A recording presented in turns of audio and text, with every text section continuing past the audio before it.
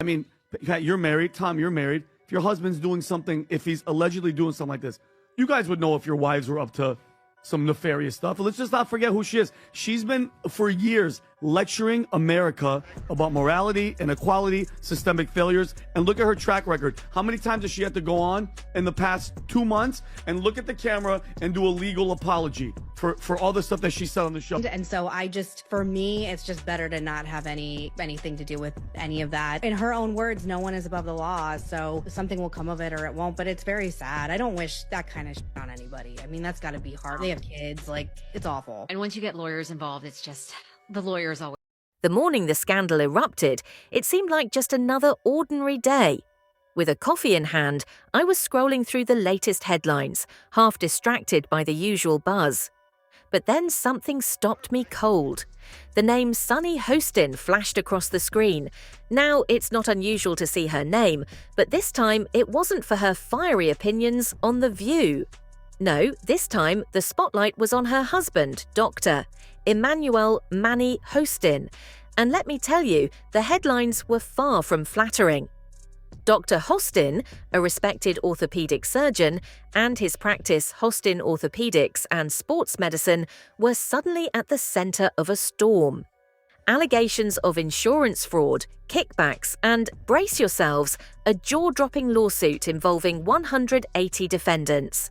That's right, a whole ensemble cast of characters tangled in this drama. But before we dig deeper, don't forget to hit that like button and subscribe, because you won't want to miss the shocking twists in this Hollywood-worthy scandal.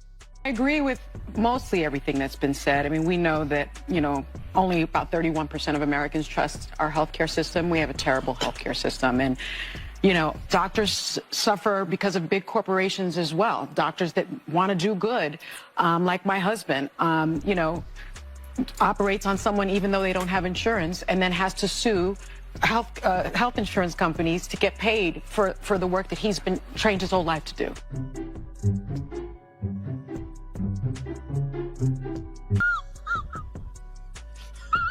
Let's break it down. The RICO Act, short for the Racketeer Influenced and Corrupt Organizations Act, was initially designed to target organized crime, like the notorious mob and criminal syndicates. But in an unexpected twist, the focus has shifted from the mafia to the medical world. Instead of mobsters, we're now looking at doctors, surgeons, and entire medical practices under fire. Forget the classic mob drama. This is more like Grey's Anatomy, with a plot twist of fraud. The lawsuit claims that Dr. Hostin and his colleagues were orchestrating a scheme to exploit the healthcare system.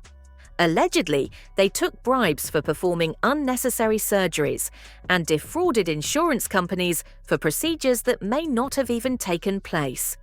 Imagine this: patients undergoing surgeries, insurance companies picking up the cost, and in the background, money exchanging hands like a high-stakes poker game in the operating room. I've been waiting my whole life for this one. Orthopedic surgeon and husband for The View host Sunny Hostin has been named in a federal lawsuit alleging insurance fraud. She got on television.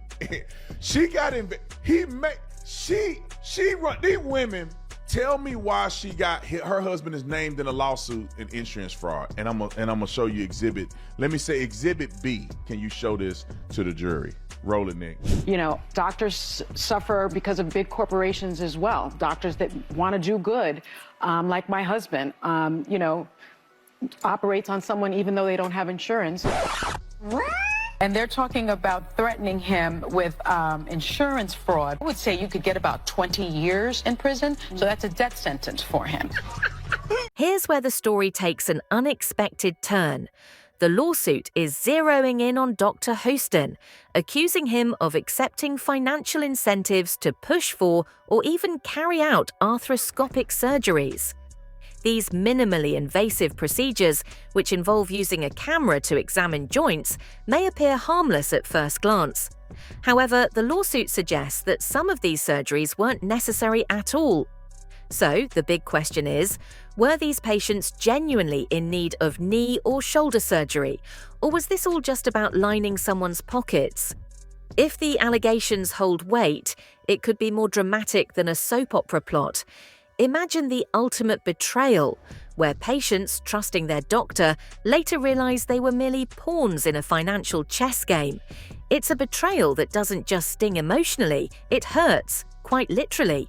It's always the people that always do the pointing, and it always comes back to them, all right? So when you said this is the largest RICO case ever filed in the state of New York, you guys wrap that around your brain. That's bigger than the mafia case. Like the mafia one was number one. This one takes it over. So he was scamming insurance companies from taxi drivers, Uber drivers, and Lyft drivers. He was performing unnecessary surgeries and then providing fraudulent medical services in exchange of. On the other side of the ring, we have the American Transit Insurance Company, ATIC, the plaintiff in this case.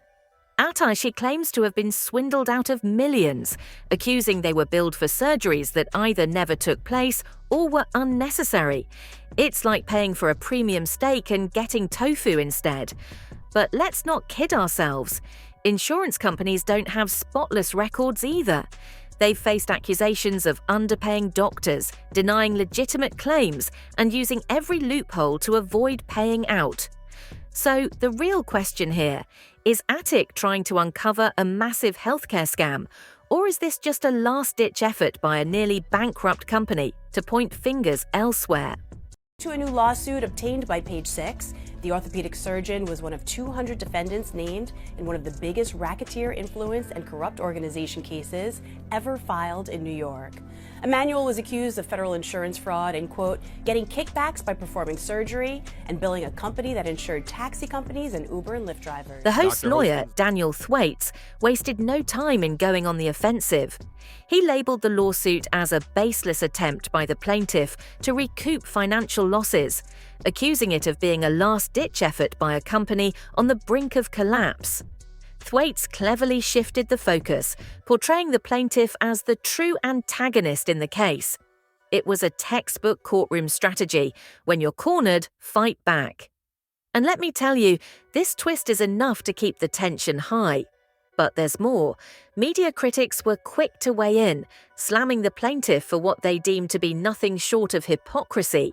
Sunny Hostin's husband, Dr. Manny, is now in the press. Terrible. Being named in a lawsuit, in a RICO suit, basically for taking kickbacks for some medical procedures. I think in the form of like Uber rides and all these things. Do you think this has any legs to it? They're a high-profile couple. Could he be being targeted for that reason? People sent me that article, and I'm like so far from being a lawyer. I don't really understand what he did, even like other than it's insurance fraud. You know, if he has done something illegal, I believe in the law. You know, he should pay the consequences. It's terrible. I mean, it's horrible. I don't keep in touch with her. She's been kind of shady to me and social media and on Watch What Happens Live of all things. And I was really surprised because I thought we had a good relationship. She went on Watch What Happens Live and like was unkind. And so for me, it's just better to not have anything to do with any of that. People have pointed out the irony in how Sunny Hostin once spoke out against individuals committing the very crimes her husband is now accused of.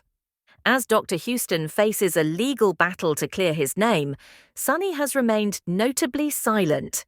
Known for her bold approach to tackling tough issues, she's usually unafraid to stir up controversy. Yet in this instance, her quietness is deafening. So why is she staying mum? Is she standing by her husband, distancing herself, or simply awaiting guidance from her legal team? Fans can't help but speculate, with some suggesting she's protecting her public image or avoiding becoming a target herself. Regardless, her silence speaks volumes. But here's the kicker. Dr. Hostin is only one of 180 defendants named in this lawsuit. This isn't just about one doctor. We're talking about a web of medical professionals, practices, and even hospitals implicated. If the allegations hold any truth, we could be witnessing one of the largest medical fraud scandals in recent history. An entire network manipulating the healthcare system to pocket millions, all at the expense of patients and insurance companies.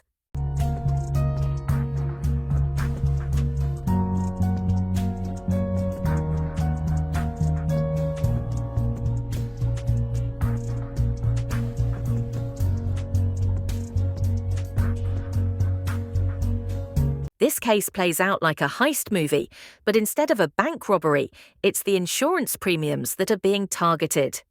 At the core of this scandal lies a pressing question. How much can we really trust our healthcare system when profits seem to take precedence over patient care? When doctors and insurance companies prioritize money over people, trust begins to break down. Patients should walk into a doctor's office feeling safe, not as though they're about to be dragged into a financial scheme.